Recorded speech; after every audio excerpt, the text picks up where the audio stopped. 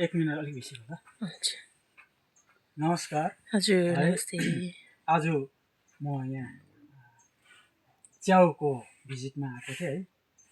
हाम्रो अनुराधा बहिनी उहाँले लाउनु भएको यति राम्रो यो चाहिँ यो सिडको सप्लाई चाहिँ मैले नै दिएको उहाँलाई र अहिले उहाँले जनवरीमा लाउनु भएर एक महिना जस्तो भएको छ। अलिक ठन्डा महिनाले यसो यति राम्रो भइरहेको छ।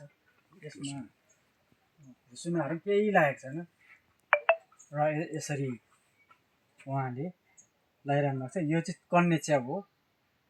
यो चाहिँ ठन्डा महिनामा हुने, चिसोमा हुने।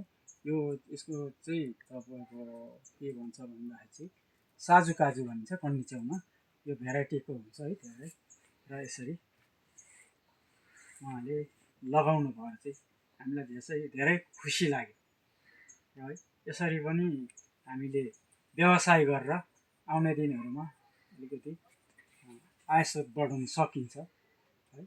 र उहाँले मेरै देखरेखमा उहाँले गर्नुहुँदैछ र पहिला अलिकति लाउनु भएको थियो र योपालि चाहिँ अलिक निकै लाउनु भएको छ र दुई जग्गामा लाउनु भएको छ। एउटा अर्को ठाउँ छ, एउटा यहाँनिर छ। हुन्छ धन्यवाद।